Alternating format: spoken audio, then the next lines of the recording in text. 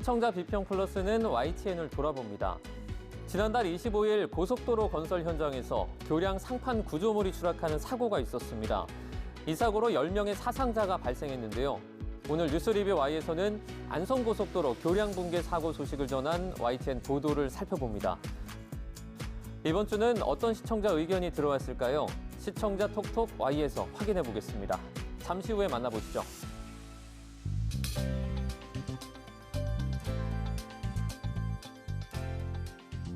시청자 여러분 안녕하십니까? 정주영입니다. YTN 서울타워 준공 50주년을 맞아 이 슈폼 영상 공모전을 시행합니다. YTN 서울타워와 함께한 특별한 순간을 영상으로 담아주시면 되는데요. 공모에 관한 자세한 내용은 이 YTN 홈페이지에서 참고해 주시면 됩니다. 영상 제작에 관심이 있다면 누구나 지원이 가능합니다. 재능이 있는 많은 분들의 참여 기다리고 있겠습니다. 그럼 이번 주 시청자 비평 플러스 뉴스 리뷰 Y로 시작합니다.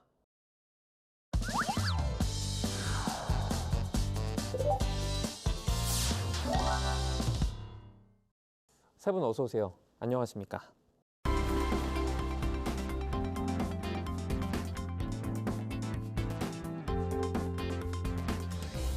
뉴스 리뷰 Y 시작해봅니다. 먼저 반유미 시청자 평가원이 가져오신 오늘의 주제부터 들어봅니다.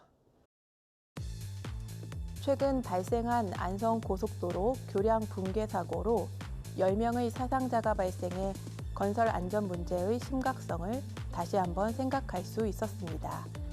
반복되는 사고에도 불구하고 건설 현장의 안전관리와 제도적 보완은 여전히 부족한 실정인데요. 이러한 상황에서 언론 보도는 단순히 사고 소식을 전달하는 것을 넘어 문제의 근본 원인을 조명해 사회적 경각심을 높이는 데 중요한 역할을 합니다. 그렇다면 YTN에서는 이번 안성 고속도로 교량 붕괴 사고를 어떻게 보도했는지 이번 뉴스 리뷰 Y에서 살펴보겠습니다. 네, 오늘은 10명 사상자를 낸 경기 안성시 서울 세종고속도로 교각 붕괴 사고 소식을 전한 YTN 보도를 살펴보도록 하겠습니다. 지역에서 갑작스럽게 발생한 사고라서 기자를 현장으로 급파하는 등 여러 가지 현장 취재에 어려움, 고충이 있었는데요. 규모가 큰 사고 현장이기도 해서 2차 피해가 우려되기도 했는데 취재 과정은 좀 어땠습니까? 지난달 25일 오전 10시 10분쯤에 천안시 고속도로 공사장이 무너졌다라는 시청자 영상 제보가 들어왔습니다. 소방서 같은 곳은 사실 확인을 해서 10분쯤 뒤에, 그러니까 정확히 10시 20분에 속보 자막이라고 해서 한 줄짜리 자막이 나갔죠. 천안시 고속도로 공사장 붕괴 8명 매몰 추정 이러는 이제 속보 자막이 나갔고요. 천안시이기 때문에 이제 그 담당하는 쪽이 우리 대전 취재본부거든요. 대전 취재본부가 사고 현장에 우선 급하게 나가는 것이죠. 대개 이제 TBU라는 그 중계 장비를 가지고 나갑니다. 그리고 이제 사건의 사고가 규모가 좀 있다고 판단해서 충청북도 취재본부도 같이 취재에 이제 참여를 했고요. 현장을 연결하기 전에는 그 전화 연결이라고 해서 그 한 30분쯤 뒤부터는 전화 연결이 시작이 됐고요. 정오쯤에 현장 연결을 했고 그 후로 이제 사회부 인력들이 투입이 되고 아무래도 건설 현장이기 때문에 경제부도 도움을 줘서 그날 저녁은 전국부, 사회부, 경제부가 협업을 해서 보도를 이어갔습니다. 교량 사고 발생 이후 현재 시공사, 현대 엔지니어링 등에 대해 수사에 착수한 상황인데요. 이 부분까지 보도로 소식이 좀 전해지고 있습니다. 관련 내용까지 부족한 부분은 좀 없었는지 박사님은 어떻게 보셨습니까? 네, 지난달 25일 YTN은 안성 고속도로 건설 공사 중에 그 교각을 연결하는 구조물이 붕괴했다고 속보를 내보냈습니다. 그리고 20여 분 후죠. 사고 목격자 그리고 인근 지역에서 사고 현장을 다녀온 제보자 등과 전화 연결을 했고요. 또 인명 구조를 위해 소방 당국이 대응 2단계를 발령했다는 내용도 전달했습니다. 교각 붕괴 원인과 관련해서 전문가 인터뷰도 연이어 진행을 했는데요. 예기치 못한 사고가 발생했을 때 이 사고 상황, 또 사고 원인, 또 사고 수습 과정에 대한 신속하면서도 다양한 정보를 실시간으로 업데이트해서 보도하는 모습을 볼 수 있었습니다. 사고 발생, 대응, 수습, 그리고 후속 조치와 같은 상황 단계별로 각 보도를 살펴보겠습니다. 천안시 고속도로 공사장 붕괴 8명 매몰 추정 속보를 통해 충남 천안시 고속도로 공사장에서 발생한 교량 붕괴 사고 소식을 전했습니다. 갑작스럽게 사고가 발생한 만큼 앵커는 사고 현장 부근의 차량 이동 가능성을 고려해서 현장 인근 도로로 우회할 것과 또 추가 피해 주의를 당부함으로써 안전 확보에 필요한 메시지를 적절히 전달했습니다. 지난번 여객기 사고 기억하실 텐데요. 이 취재 기자가 현장에 가기 전에 혹은 취재 기자가 접근이 어려운 곳에서 목격자나 제보자는 사고 상황을 직접 겪거나 지켜보면서 이 사고 수습 상황을 시청자들에게 알리는 중요한 정보원 역할을 할 수 있습니다. 10시 46분이었죠. 천안고속도로 공사장 붕괴, 목격자 교각 상판 공사 중 무너지는 모습화 보도입니다. YTN과 연결된 첫 번째 목격자는 이 사고를 인지하고 너무 놀라서 빠르게 현장을 벗어났다고 합니다. 이 목격자는 큰 소리와 또 먼지 등을 목격했고 또 놀라서 우회도로로 가던 길을 가고 있다고 했는데요. 사고 현장에 있던 시각이라든지 또 안전장치 유무, 또 추가 붕괴 위험, 인명사고를 목격했는지 등을 앵커가 물으셨는데 이 목격자께서는 시계를 보지 못해서 언제였는지 정확하게 기억이 나지 않는다거나 또 사고 현장을 근접해서 본 것이 아니어서 인명사고 유무를 알 수 없다고 답변을 했습니다. 물론 솔직한 내용이긴 했지만 다소 정보량이 부족하게 느껴졌는데요. 사고를 보고 서둘러 우회하는 도로로 운전을 하고 있으셨다고 하니까 이런 정보를 부각해서 인터뷰를 이끌어갔으면 어땠을까 하는 생각이 들었습니다. 네, 말씀해 주신 것처럼 제보자의 역할이 얼마나 중요한지 실감할 수 있는 대목이었습니다. 그렇기 때문에 더 신중한 접근으로 인터뷰를 진행하고 그 정보를 잘 정리해서 전달하는 것이 중요할 텐데요. 목격자 전쟁 난 것 같은 소리, 교각 무너져 보도를 보면 여러 차례 인터뷰가 진행됐음에도 불구하고 교각 상판 붕괴라는 기본 정보가 반복되거나 잘 모르겠다라는 제보자의 답변이 단편적인 정보로 전달돼 사고 현장의 구체적인 상황을 전달하는 데 한계가 있었습니다. 맞습니다. 이런 사고가 발생했을 경우에는 제보자 연결이 쉬운 일이 아닙니다만 연결이 됐다면 어떻게 대화를 이끄느냐가 중요해 보입니다. 앵커의 순발력이 중요하겠다라는 생각이 드는데요. 이 목격자에게 유의미한 정보를 끄집어내기 위해서 좀 이해하기 쉽고 또 답변이 가능한 질문을 하려는 노력이 필요해 보였습니다. 그리고 사고 상황에 대해서 개인이 보고 느끼는 것을 전달하기 때문에 그런 점을 감안해서 시청자들의 이해를 도울 수 있는 그러한 멘트도 필요하다라는 생각이 들었는데요. 제보자가 시청자들에게 추가적으로 전달하고 싶은 정보는 없는지, 이를테면 우회하고 있다면 어떤 도로를 이용하면 좋은지 말씀해 주실 수 있느냐라든지 또 사고 지점 주변의 지형이나 건물 유무 등을 어떻게 기억하느냐 등도 질문해 보았더라면 좋지 않았을까라는 생각이 들었습니다. 이러한 한계를 보완한 것은 영상 제보였습니다. 붕괴 순간이 담긴 블랙박스 영상을 단독 확보해 공개해 주었는데요.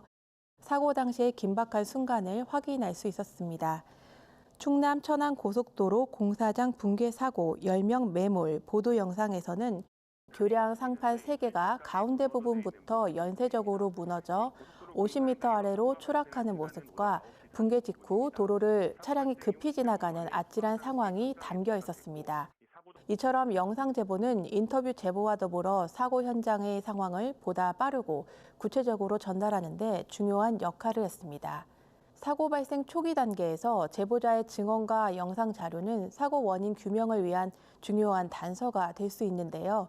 제보자가 보다 정확한 정보를 제공할 수 있는 구체적인 가이드라인이나 예시를 마련해 준다면 제보 정보의 한계를 보완하고 신뢰성 높은 보도를 하는 데 도움이 될 것 같습니다.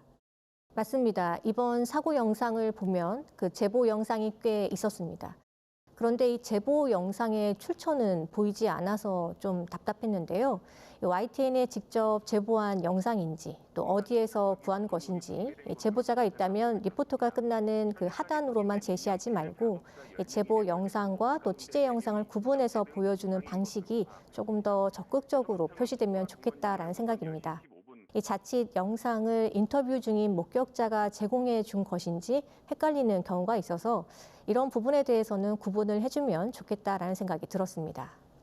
사고 초기 현장 목격자 인터뷰의 세심함, 그리고 제보 영상에 대한 적절한 활용 방안을 제시해 주셨습니다. 실제 영상에 적절한 어떤 출처를 표기했으면 좋겠다라는 적극적인 방법까지 말씀해 주셨는데요. 이후에 사고 현장 수습과 대응에 관한 보도가 이어졌는데 내용 살펴보도록 하겠습니다. 네, 평가원님. 현장 취재가 시작되면서 사고 발생 경위를 비롯해 현장 수습이나 매몰된 작업자 구조 상황을 전했습니다. 취재 카메라에 담긴 사고 현장의 모습은 사고의 심각성을 여실히 드러내 주었습니다. 고속도로 공사 현장 붕괴, 2명 사망, 7명 부상, 1명 구조 중 보도입니다. 제보 영상과는 달리 차분한 시선으로 사고 현장을 조망하는 영상이 제공되어 시청자가 사태를 보다 냉정하게 바라볼 수 있도록 했습니다. 객관적인 영상 기록을 바탕으로 한 보도의 전문성을 비롯해 신속성과 정확성을 균형 있게 갖춘 정보 전달이 가능했습니다. 또 52m 위 덩그러니 남은 잔해 주민 불안에서는 그 사고 현장 주변 주민들이 2차 사고 우려로 불안을 호소한다라는 내용이 보도가 됐습니다. 지역 주민들이 도로 통제로 이동에 불편을 겪을 뿐만 아니라 언제 추가 사고가 날지 모른다라는 어떤 그런 정서적 불안에 걱정이 크다고 해서 안타까움이 전해졌습니다. 사고 보도에서 불안한 지역 주민들의 목소리를 통해서 2차 피해 우려를 알 수 있었는데요. 지역 주민의 빠른 일상 회복을 위해서라도 최대한 빠른 수사와 조치가 있어야 하겠습니다. 일부 보도에서는 조금 더 보완할 여지가 있는 부분도 있었습니다. 실수 가능성 무게, 붕괴 교량, 같은 공법 공사 전면 중단 보도는 시공 과정에서 발생할 수 있는 문제를 짚었다는 점에서는 의미가 있었는데 실수라는 표현이 자칫 사고 원인을 단순화하거나 개별 작업자의 부주의로만 해석될 수 있는 여지가 있어 신중한 언급이 필요해 보입니다. 또 전문가들이 DR 거덜 런칭 가설 공법이 해외에서도 검증된 공법이다라고 언급했었는데요. 구체적인 해외 사례를 함께 제시했다면 시청자가 더욱 신뢰하고 이해하기 쉬웠을 것입니다. 27일 보도입니다. 그 고속도로 붕괴 조사 속도, 또 교량 공사 긴급 점검입니다. 배민혁 기자는 당시 사고 영상을 보면 그 상판 구조물, 걷어와 또 파란 장비가 순식간에 주저앉는 모습을 볼 수 있다고 언급을 했는데요. 이 걷어가 파란 장비라는 것인지 다소 헷갈리게 들렸습니다. 이후에도 순식간에 무너진 교량, 시공 과정 조사 필요, 또 교량 붕괴, 내일 합동 감식, 사고 원인 다각도 조사라는 보도를 보면 조사와 수사가 본격화하기 전이기 때문에 다양한 원인이 제기되고 있다는 보도였는데요. 전문가 이야기를 들어보면 런처와 걷어, 또 빔의 연결 상태가 미흡했다거나 또 무게 중심이 잘 맞지 않아 쓰러졌다는 의견 등이 나옵니다. 그런데 이러한 구조물의 이름이 일반인들에게는 생소할 수밖에 없습니다. 이번 사고로 보통 산과 산을 잇는 고속도로의 건설 과정이라든지 또 교량의 그 특수 건설 공법에 대해서 궁금해하실 분들이 있으실 텐데요. 익숙하지 않은 건설 장비명이 많아서 시청자들의 이해를 위해 교량 건설 과정을 설명해주는 리포트가 있었으면 좋았겠다라는 생각입니다. 이를테면 걷어나 런처, 상판, 보, 대형 장비, 구조물, 특수 장비 등이 무엇인지 혼란스러웠습니다. 어떤 경우에는 파란색 구조물이라고 부르는 등 여러 명칭이 리포트에서 나왔는데요. 각각 어떤 것을 두고 이야기하는지 공사 과정이나 방식을 이해하기 쉽게 그래픽으로 설명을 추가해주면 어땠을까 하는 생각이 들었습니다. 사고 발생 후 국토부의 대응 조치를 중심으로 정보를 전한 보도가 이어집니다. 국토부 교량 붕괴 사고 유사공법 적용 현장 3곳 공사 전면 중지 보도는 국토부가 이번 교량 붕괴 사고와 동일한 공법을 사용하는 건설 현장에 대해서 공사를 전면 중지시키고 안전성 검증을 실시하기로 결정했다는 내용을 다뤘습니다. 공사가 잠정 중단된 현장은 세종 안성 오송지선 전동교, 또 대산 당진 대호지교, 함양 합천 하금천교 3곳입니다. 사고 대책본부는 이번 사고가 이 고속도로 걷어 설치 장비가 걷어를 설치하고 철수하는 과정에서 넘어가면서 사고가 난 것으로 보고 있다고 했는데요. 공법 자체의 문제도 점검하는 것인지 또 시공 과정에서 같은 실수가 있을 것을 우려하는 것인지 유사 사고에 대한 불안이 커지는 만큼 점검 내용과 기간 등을 확인하여 보도가 이루어져야 하겠습니다. 사고 발생 당일 현대 엔지니어링은 붕괴 사고와 관련해 수사 협조 의지와 사과 입장문을 발표했고 이후 미디어 브리핑도 진행했습니다. 그러나 이러한 입장과는 대조적으로 대형 시공사의 반복된 사고 발생을 지적하면서 기업의 책임을 강조하는 보도가 있어 주목할 수 있었는데요. 현대 엔지니어링 무더기 하자 아파트 이어 이번엔 인명사고, 머리 숙여 사과 보도에서는 지난해 전남 무안의 신축 아파트 부실공사 논란을 언급하며 당시에도 기업 대표 명의로 대국민 사과문이 발표됐던 사실을 상기시켰습니다. 하지만 사과 후 1년이 채 지나지 않은 시점에서 또다시 대형 사고가 발생했다는 점을 강조하며 기업의 시공이나 안전관리에 심각한 문제가 있음을 시사했습니다. 맞습니다. 28일 현대 엔지니어링 주우정 대표가 대국민 사과를 했습니다. 현장 영상 플러스 현대 엔지니어링 유가족분들께 사죄, 피해자 지원에 만전기할 것 보도입니다. 주우정 대표는 결코 일어나서는 안 될 사고가 발생했다고 사과하고 또 회사의 모든 역량을 총동원해 피해자 지원 및 사고 수습에 만전을 기하고 있다. 또 조속한 현장 수습과 사고 원인 규명을 위해 관계기관에 적극 협조하고 있다고 밝혔습니다. 시공사 엔지니어링 각종 사고 하자로 불명예 보도는 해당 기업이 건설 하자를 비롯해 작업자가 공사 현장에서 숨지거나 다치는 사례가 끊이지 않고 있다는 점을 재차 지적했습니다. 이러한 보도는 현대 엔지니어링을 비롯해 건설업계 전반에 경각심을 주고 기업의 사회적 책임과 윤리 경영의 중요성을 강조할 수 있었습니다. 정부 기관 그리고 기업의 책임감 있는 태도가 후속 보도로 잘 전해줘야겠습니다. 건설 현장 문제의 전반적인 사항을 고려한 안전 강화 방안 마련에 이 언론이 보탬이 좀 되도록 보도가 이어나가야겠죠. 지난 2022년에 중대재해처벌법이라는 게 시행이 됐죠. 기업계 쪽에서는 굉장히 반대를 많이 했지만 어쨌든 시행이 됐습니다. 사고가 줄 것으로 예상했는데 별로 그렇지 않습니다. 지난해 그 시공 능력 상위 20개 건설사 사상자가 1,868명 나왔고요. 사망자가 35명이라서 23년보다 10명이나 늘었습니다. 왜 이렇게 줄지 않고 있느냐를 따져보니까 처벌 중심보다는 그 예방 중심의 안전 대책을 좀 강화해야 되겠다 이런 진단들이 나왔거든요. 예방 중심의 안전 대책의 역할 가운데 언론의 역할이 매우 중요하다고 봅니다. 그런데 큰 규모의 사고가 나면 언론들이 초반 사나흘 동안 냄비 끓듯이 엄청나게 보도를 많이 합니다. 그리고 나서는 자취를 감춰버립니다. 다 잊어버리는 것이죠.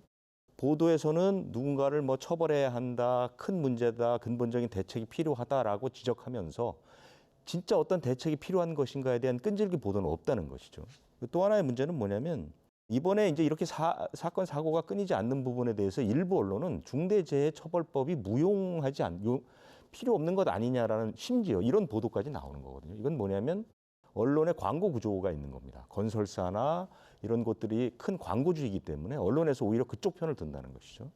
또 하나는 역시 평소 언론 보도도 안전 대책을 강화하자는 날카로운 보도보다는 업계의 편에 선, 노동자보다는 업계의 편에 선 보도를 많이 한다는 것이죠. 역시 광고와 관련이 있다고 보는 것입니다. 그래서 이러한 부분들이 근본적으로 지양돼야 되고 평소에 건설 현장에 대해서 매서운 논초리를 가지고 언론이 좀 지적해야만이 사건, 사고가 좀 줄지 않을까 이런 생각이 듭니다. 처벌보다는 예방 중심의 취재와 분석과 보도가 꾸준히 이어질 필요성이 있다라는 말씀까지 해주셨습니다. 네, 그럼 오늘 뉴스 리뷰 Y 내용 정리해 보겠습니다. 이것만은 꼭 시간인데요. 먼저 평가원님부터 한 줄 평 부탁드립니다. 기업과 정부 책임 강화할 수 있는 심층 보도 지속되길. 반복되는 건설 현장 사고는 일회성 보도를 넘어 기업과 정부의 책임을 지속적으로 추적하는 심층 보도의 필요성을 다시 한번 상기하게 합니다. 기업의 안전관리 실태와 정부의 감독 책임을 면밀히 살펴 건설업계 전반의 안전의식을 개선하고 실질적 변화를 이끌어내는 것이 중요하겠는데요. 기존 사고 사례와 비교해 유사한 문제가 반복되고 있는지, 제도 개선이 실제로 이루어지고 있는지를 점검하는 연속 보도를 강화할 필요가 있겠습니다. 사고의 원인 규명에 그치지 않고 근본적인 해결과 지속 가능한 대안을 제시하는 언론의 공익적 역할을 기대하겠습니다. 네, 이어서 김수정 박사님의 한 줄 평도 들어보겠습니다. 건설 현장 안전, 언론의 지속적인 관심이 핵심. 최근 5년간 추락과 붕괴 등 건설재해로 사망한 사람은 1,200명이 넘고 부상자는 3만 300명 이상이라고 국토교통부가 발표했습니다.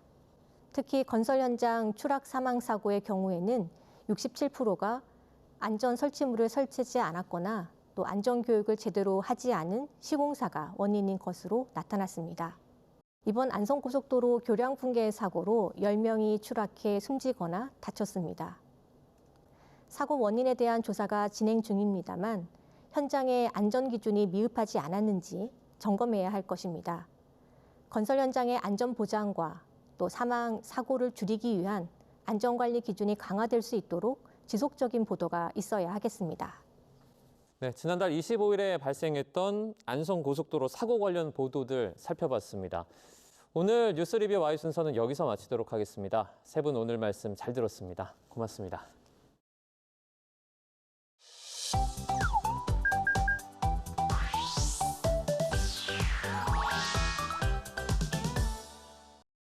YTN을 향한 시청자 의견이라면 모두 귀 기울여 두고 답하는 시청자 톡톡 Y 시간입니다. 오늘 주목한 시청자 의견을 AI 앵커 Y온이 소개해드립니다. 지금 바로 만나보시죠. 안녕하세요. AI 앵커 Y온입니다. 오늘의 첫 번째 주제는 보이스피싱에 대한 시청자 의견을 들어봤습니다. 자세한 내용 지금 바로 보시죠.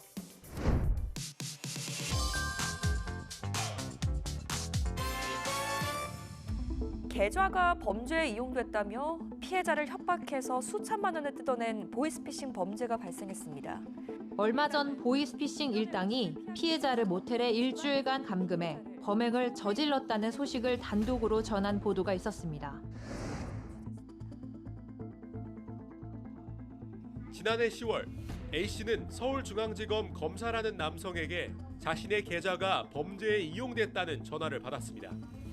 검사라는 남성은 구속되기 싫으면 서울에 올라와 모텔에 머물며 금감원 조사를 받으라고 했고 겁이 난 A씨는 이 말에 따랐습니다. 보도를 통해 피해자가 당한 보이스피싱 방식을 설명하고 일당을 검거하기 위해 추적을 이어나가고 있음을 알렸는데요.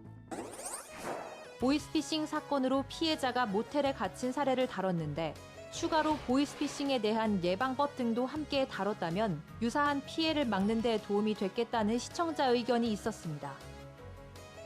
시청자 톡톡 Y에서 시청자가 알아두면 좋은 보이스피싱 예방법에 대해 살펴봤습니다. 경찰청은 날로 악랄해지는 피싱 사기 수법을 분석해 피싱 예방 10계명을 마련했습니다.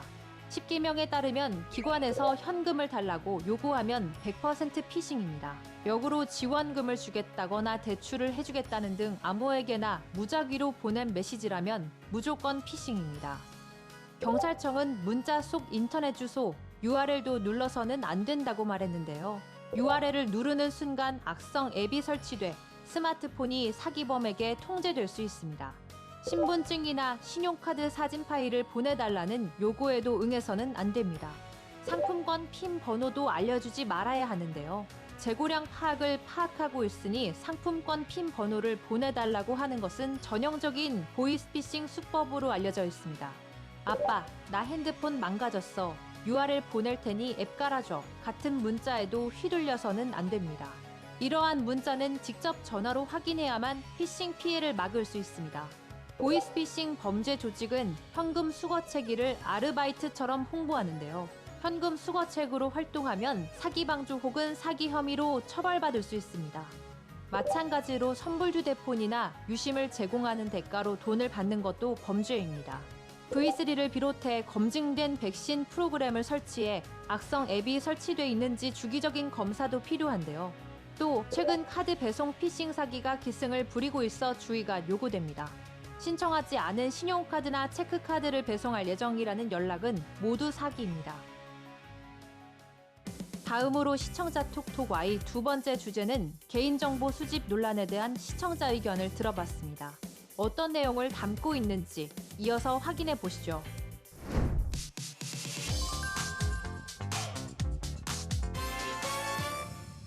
과도한 개인정보 수집 등으로 논란을 빚던 중국 생성형 인공지능 딥시크가 국내 서비스를 잠정 중단했습니다. 중국의 AI 서비스 딥시크의 다운로드가 국내에서 잠정 중단됐다는 소식을 전한 리포트가 있었습니다. 이번 조치는 개인정보 침해 문제를 우려한 한국 정부 요청으로 이뤄졌습니다. 자체 분석 결과 국내 원론 등에서 지적된 제3 사업자와 통신 기능, 개인정보 처리 방침상 미흡한 부분이 있음을 일부 확인하였습니다. 딥시크 서비스는 국내법에 맞는 개선과 보완이 이뤄진 뒤 재개될 전망입니다. 국내에서 다운로드가 중단되게 된 배경에 대해 개인정보 이해 조사 과정을 알리고 앞으로의 계획도 함께 전했는데요. 딥시크의 과도한 개인정보 수집 논란으로 서비스가 잠정 중단된 소식을 전했는데 관련해 국내법 현황과 해외 사례 등은 어떤지도 다뤘다면 유용한 정보를 제공했겠다는 시청자 의견이 있었습니다. 시청자 톡톡Y에서 딥시크 개인정보 수집과 관련한 국내법 현황과 해외 사례를 정리해봤습니다. 개인정보인은 딥시크 서비스 출시 직후 서비스에 대한 자체 분석에 착수한 바 있습니다. 자체 분석 결과 국내외 언론 등에서 지적된 제3사업자와 통신 기능 및 개인정보 처리 방침상 미흡한 부분이 일부 확인됐는데요. 딥시크 서비스를 분석한 최종 결과 발표 시에는 해외 AI 개발사가 국내 서비스 출시 전 점검해야 할 가이드를 함께 제시한다고 하는데요. AI 대중화 시대를 맞아 AI 활용과 개인정보 보호가 균형을 이룰 수 있도록 보호법상 AI 특례 신설과 해외 사업자 대상 집행력 강화 방향으로 법 개정을 추진할 예정이라고 합니다. 세계 여러 국가들은 딥시크의 개인정보 처리 방식에 대한 조사를 진행하며 사용을 제한하는 조치를 내리고 있는데요. 호주와 일본, 대만, 미국 일부 주들은 정부 소유 기기에서 딥시크 사용을 전면 금지했으며 이탈리아는 우리와 마찬가지로 앱마켓에서 딥시크를 차단했습니다. 영국 정부는 딥시크를 국가 안보 측면에서 검토 중이며 독일 당국 역시 규제 조치 가능성을 검토 중인 것으로 알려졌는데요. 동시에 유럽 경제 지역, 영국, 스위스 등 유럽 국가를 대상으로 한 추가 약관을 마련했고 이에 따라 현지 법률이 허용하는 경우에만 개인정보를 사용한다며 수집 항목과 법적 근거를 안내했습니다. 마지막으로 오늘 시청자 톡톡 Y 세 번째 주제는 골드바 품귀에 대한 시청자 의견을 들어봤습니다. 이어지는 내용도 지금 바로 만나보시죠.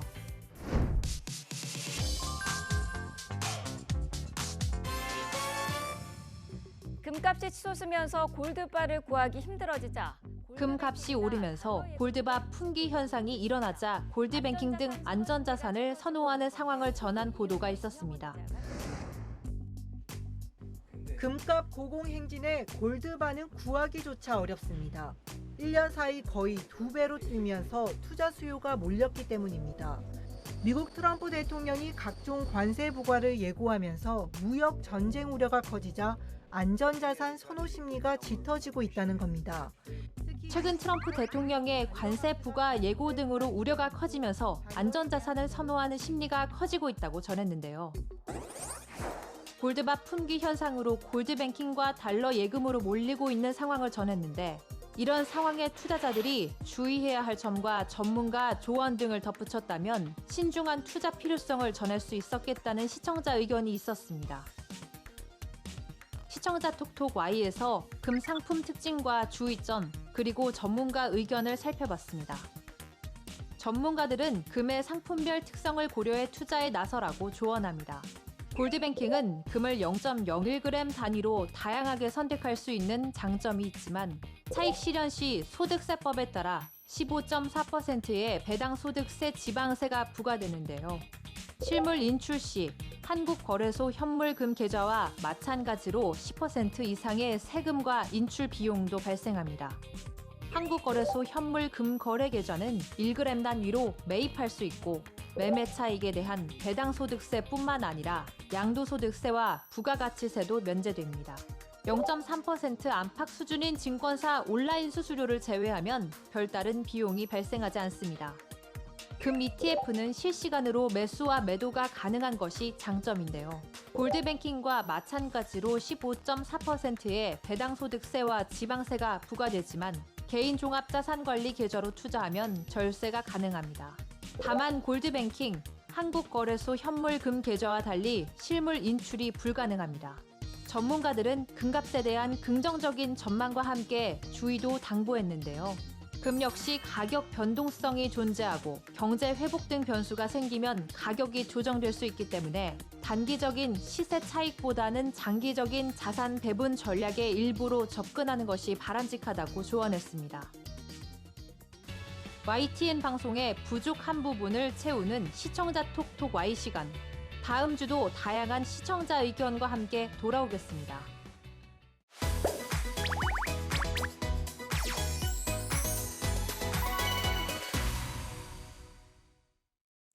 안녕하세요. YTN DMB 시청자 평가원 박하민입니다. 이제는 100세 시대입니다. 수명이 길어진 만큼 단순히 오래 사는 것보다 건강하게 오래 사는 것이 보다 중요해졌는데요. 건강한 식단과 생활 습관으로 노화의 속도를 늦추는 저속 노화에 대한 관심이 높아지고 있습니다.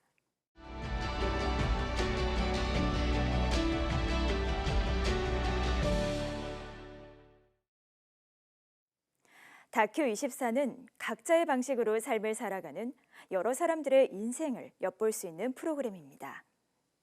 이번 주 특집 100세 시대 노화를 늦추는 사람들에서는 영양과 운동, 취미 활동을 통해 하루하루를 생기 있게 살아가며 저속 노화를 몸소 실천하는 시니어들을 만나봤습니다.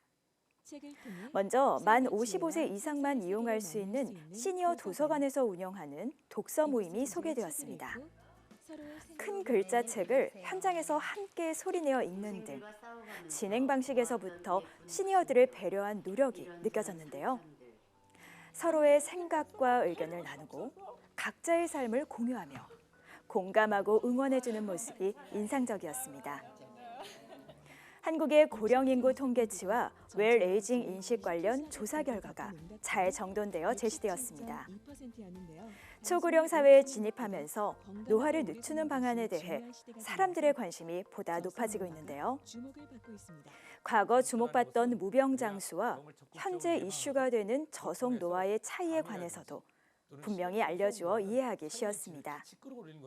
치료보다는 예방과 관리에 중점을 두는 방향으로 변화하는 최신 경향 역시 잘 짚어주었던 것 같습니다.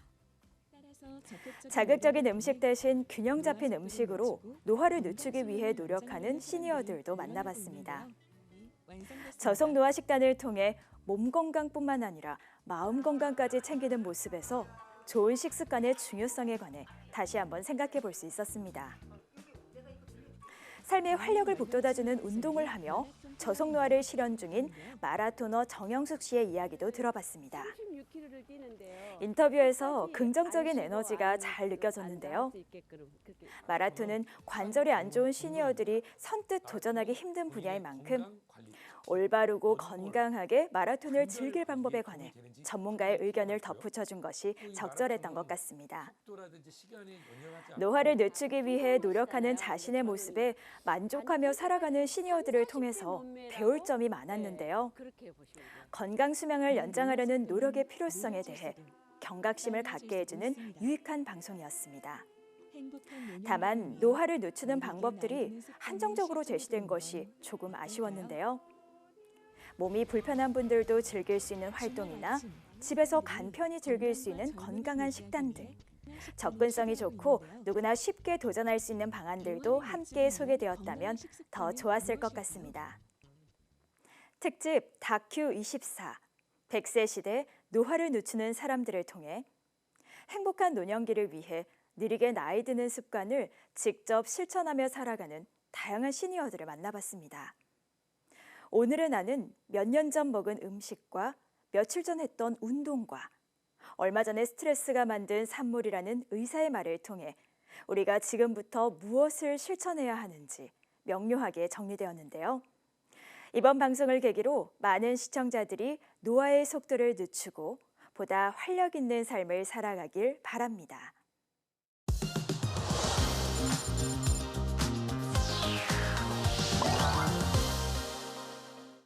시청자 목소리로 YTN을 되돌아봅니다. 방송에 대한 여러 의견들 SNS와 홈페이지를 통해 남겨주시고요. 시청자 비평 플러스는 다음 주 더 새로운 의견으로 돌아오겠습니다. 시청해주신 여러분 고맙습니다.